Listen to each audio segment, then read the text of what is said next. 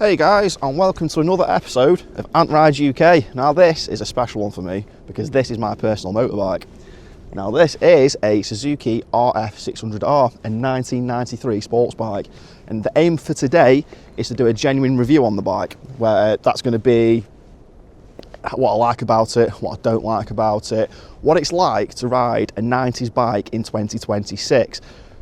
What are the features on an old bike that new bikes have, vice versa? So without further ado, let's get into it, let the review commence.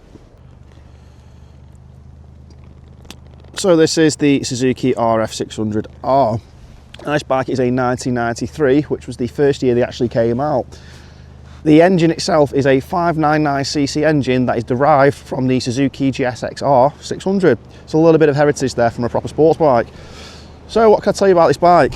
Well, it actually is a sports tourer, which means it's more built for your long distance rides, probably bouncing from country to country in a sense if you're into that kind of thing. Hence why the actual pegs themselves are a bit lower, so you're not cramped up.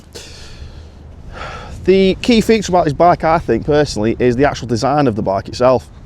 So if you go from the front, a very 90s headlight, indicators pointing down, which to be fair, the bike, how it's built, does remind me a bit of a shark in a sense.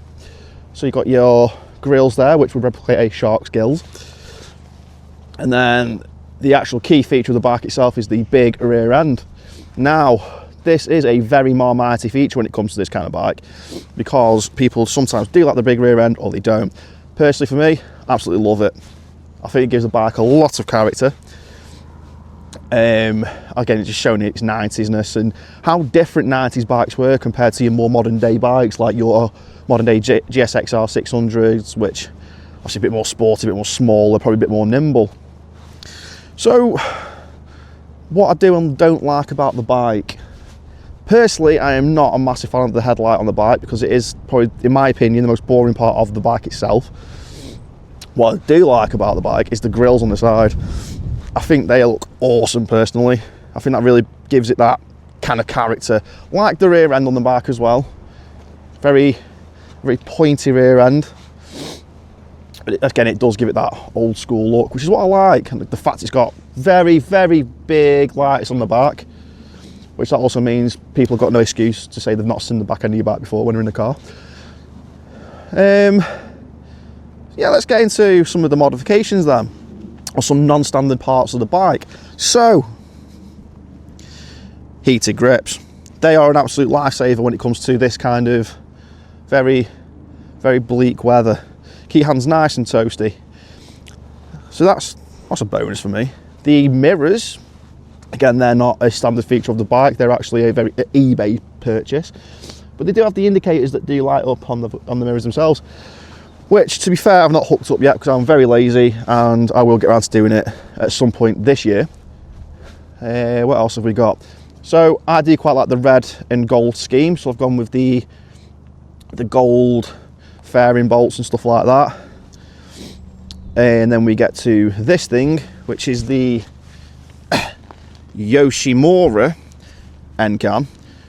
Just to be fair, yeah, okay, I'll be honest, it's a cheap version of said can.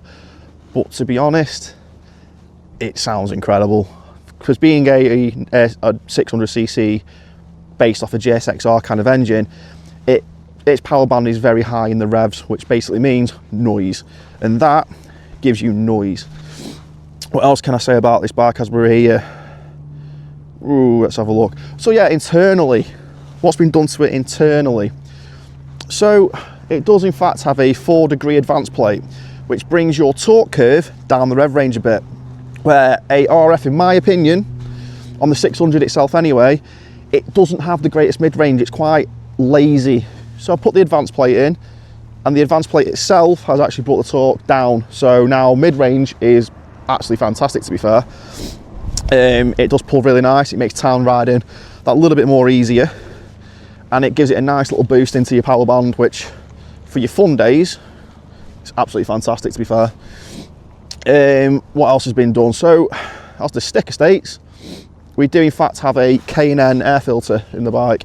Now, being a K&N air filter and a non-standard high flow or a Suzuki manufactured air filter, it does in fact give a bit more airflow into the bike, which if your carbs, which this is a carbureted bike, not injected, if your carbs are adjusted correctly to your air and fuel mixes and stuff like that, then you're going to get really good performance. And the K&N has actually been in my bike for about, I'd say nearly a week now, and oh my word, it's made a difference. I'm not going to say how it's made a difference as such, I'll let that go down to imagination, but honestly, it's really helped this bike. It's brought this bike, in my opinion, back to life, and it competes with some of the more modern day.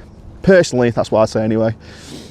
It's also had, let's go around to the bike, shorter, getting there, excuse the mess, but again, it's a daily ridden bike nearly, so there is a bit of corrosion, but she's cool. Dog bone mounts, sorry. So what these are, if you shorten them, it brings the rear end of your bike up that little bit more.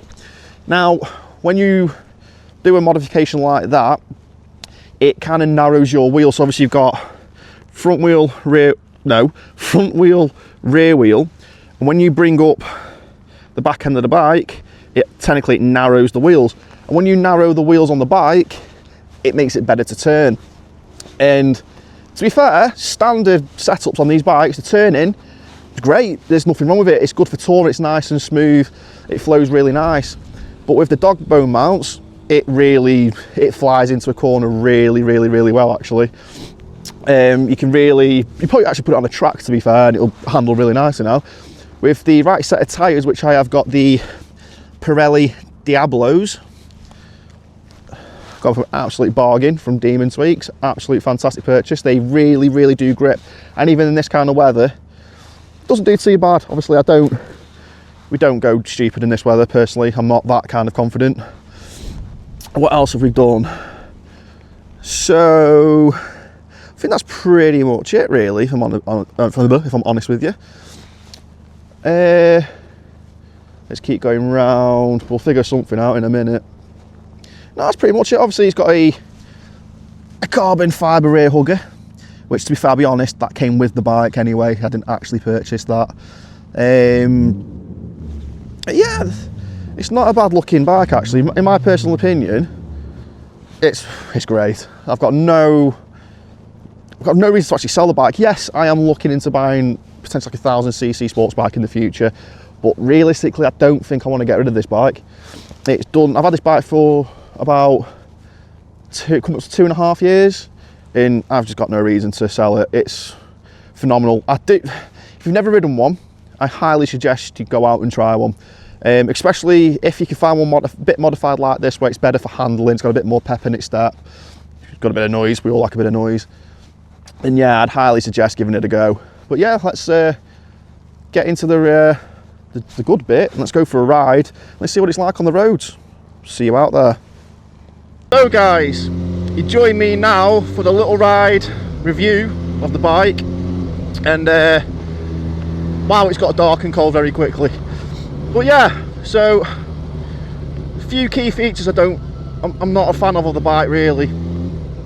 The clutch. Now the clutch in traffic can be very heavy, and it can really start hurting your hands. It's not a comfortable experience. I've heard from a few owners of an RF that the clutch itself is heavy. It's a common thing. That's one thing I'm not a fan of.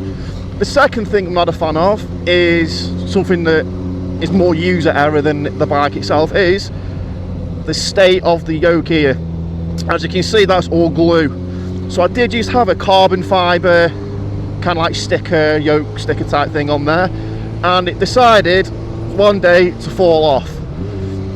So that's the thing, it's not the greatest looking thing. But apart from that, realistically, there's not a lot else I can say that I'm not a fan of from this kind of view. So what I do like about it, well, the heated grips are coming clutch because it is freezing tonight. The double bubble screen that I've got, so that is not a standard feature for the RF600. They usually come with a flat screen, if I'm remembering correctly, not like this. So this is an aftermarket feature. Again, the mirrors themselves, again, aftermarket eBay, but they just set the bike off really well, which I still, again, need to get them hooked up onto me indicators. Apart from that, it's nothing else I can really say what I like about it. I mean, the fact I'm in 6th gear doing 28 miles an hour, and because of the advanced plate, it just pulls so much nicer. You can definitely feel the benefit of the modifications of the bike now. Again, the advanced plate, the air filter, the exhaust. It's really come together and brought this old girl back alive again, because when I did first buy her, she was a bit ropey. Now, me and a few friends come together and got the bike back in working order. It was a good bike. It was good to teach me how to ride a bigger bike as soon as I passed my test. But it got to the point where modifications needed to happen, because I wouldn't say I got bored of the bike, but I knew she was so much capable of more. So again, the modifications happened slowly. I think the first thing that happened was my exhaust.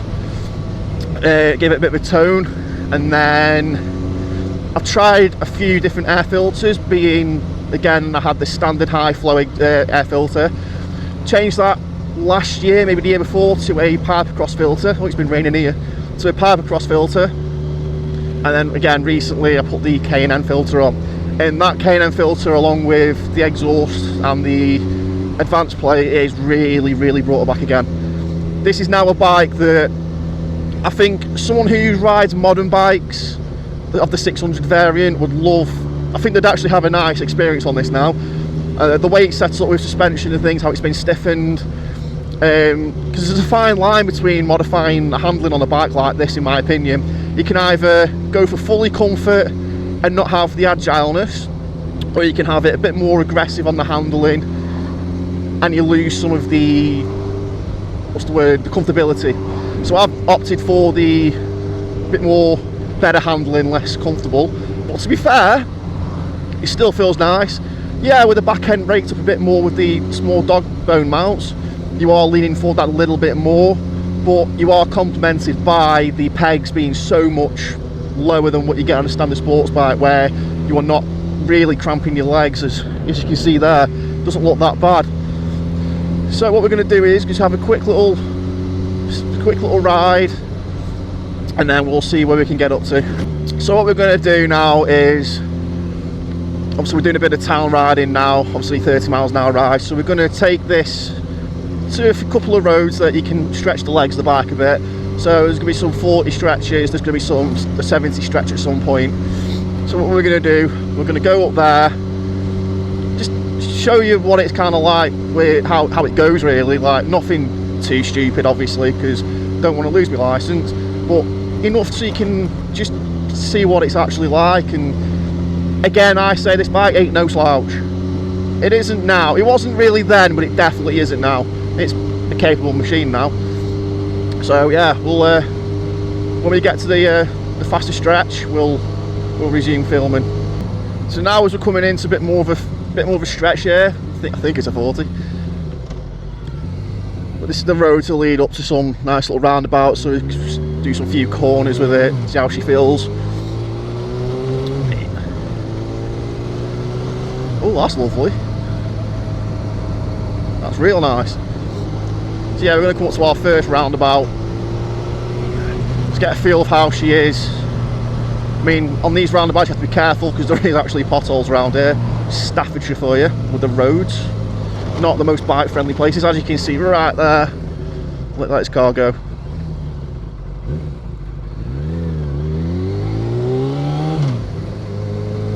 But yeah, she just drops in really nice there.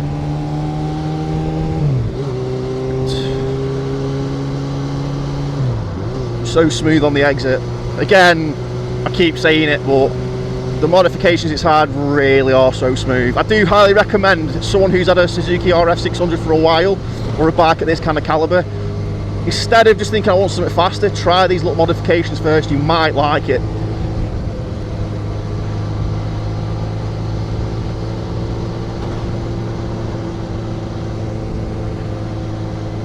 So now we're going to our second roundabout, see how it feels there, and I am pretty sure then it does come into a 40 zone. And my hands are very warm, almost boiling. So we're going to our second roundabout.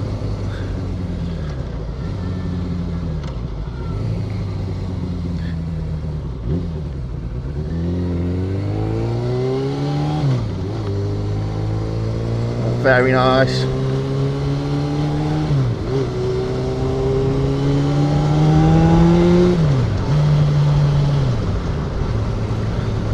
Yeah, again, there's reasons why I like this bike, and this bike gives me a smile every time I ride it. Again, I'm not trying to be biased, you know, it is my bike at the end of the day. There's a reason I've still got it. If I didn't like it, I wouldn't own it, but she really does bring a smile to my face.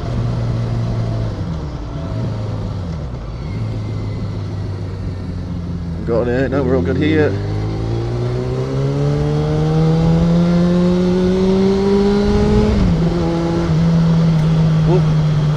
Bit of a bump there. So now we're coming to our third roundabout.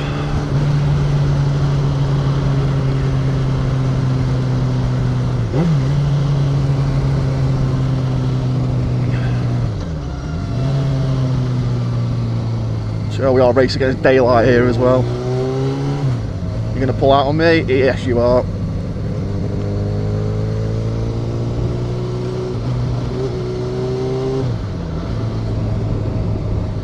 Spray some WD-40 in that, it's a bit stiff. So now, when we get to the slip road to the 70 stretch, we'll resume filming.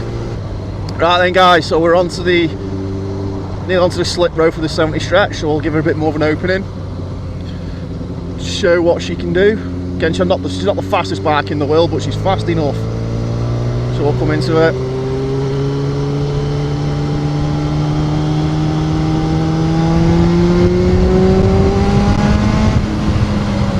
Oh, this guy is not doing the national speed limit.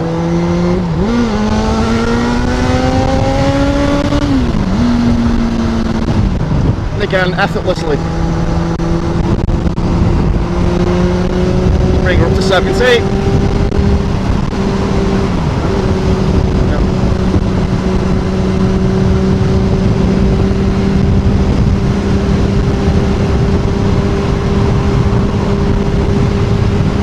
Oh dear.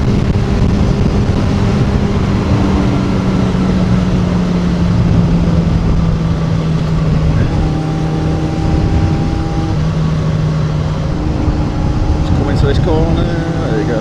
So that's it guys, nice little blip up to 70, holds well. Sounds like she's in red line, but she was what, 6-7k. Like I said, these engines are very high revving, so when you're up about 7-8 grand it generally sounds like it's about to blow up, but no, you've got so much more to go. So what we'll do there, ladies and gentlemen, we'll end the video there.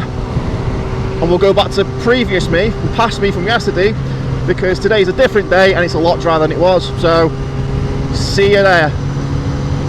So guys, that concludes our review for my 1993 Suzuki RF600R.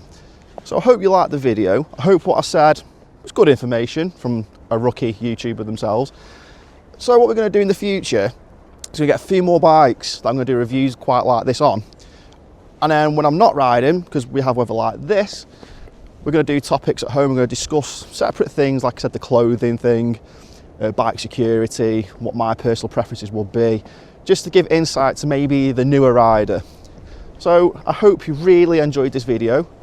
I hope you give me a like and a subscribe thing, and we'll catch you on the next one. See you later.